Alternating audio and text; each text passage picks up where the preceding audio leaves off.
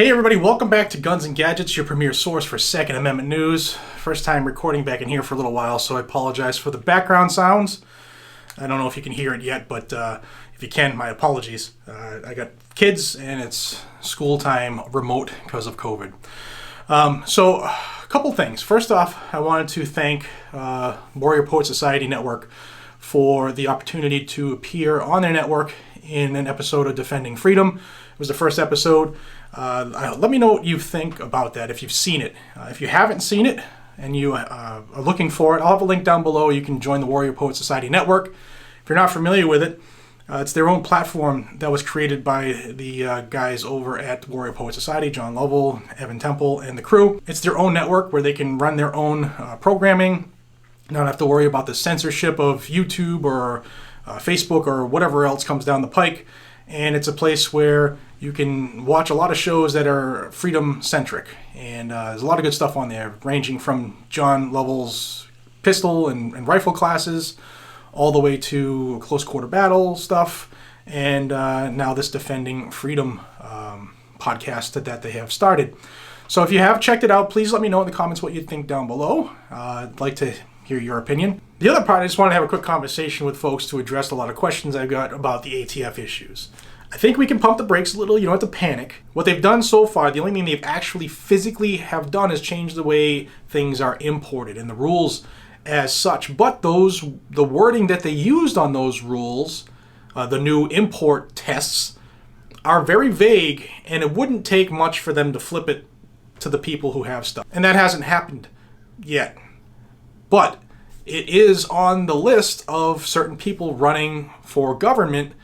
And do I trust the ATF? No. Do I trust federal government? No. Do I think that if Joe Biden does get in, that he and Kamala Harris and his cronies wouldn't push to make them registered under the NFA? I mean, it's on Joe Biden's webpage as far as what his platform is regarding ARs and AKs and magazines and stuff like that. So that is that should be a concern for everybody. And if you're not familiar with what I'm talking about, I'll have a playlist above. It's called Remember in November. It's just a bunch of short snippets about what these anti-gunners who are running are saying. Now, on the flip side, I have called out President Donald Trump every time he's done something anti-2A. And I continue to do it. There is no magical person that I can see running in politics anywhere that is the quintessential gun defender. It's just not going to exist. It's sad, but I just don't see it. And if there was one, they would do everything they could to make sure that person doesn't get elected. So just know that the ATF has changed the way they've done things. They've given some flack to Q and the pistol braces. We've had congressmen and women write letters to the DOJ and the ATF because they've gone off of the script in determining things. If you remember, Congressman Matt Gaetz a couple months ago wrote a letter regarding ATF and the pistol brace issue.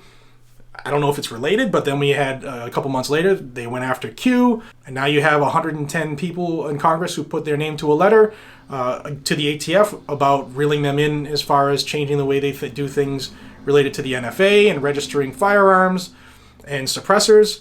It's just that when there's smoke, there's fire. I don't trust government, period, and I don't think you should either. So keep your eyes and ears peeled.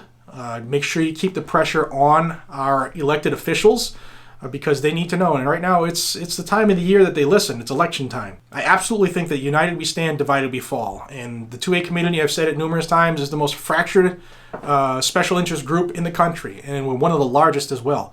So if we could just pull it together, we could probably be unstoppable. All right, guys, please check out the Warrior Poet Society Network episode. Let me know what you think. If you would like to check it out, there's a link down below on how you can join the Warrior Poet Society Network. Solid group of guys. I love what they're about. And who knows, maybe you'll see me on there again because it was a fun time. It really was. Also, let me know what you think about the pistol brace issue. I've talked to a couple manufacturers. They're not changing the way they do things right now because they haven't been advised, which means that things in-house are remaining the way they are. But again, I don't trust the government. So if you're interested in finding out Second Amendment news, please consider subscribing to Guns and Gadgets. This is where you'll find it. I want to thank all of my viewers and subscribers along the way. I appreciate each and every single one of you. I also want to thank my Patreon supporters. You guys and gals rock. You keep everything going here, and I appreciate you more than you know. All right, guys, be safe, stay vigilant, carry a weapon, and I'll see you on the next one. Have a good one. Take care.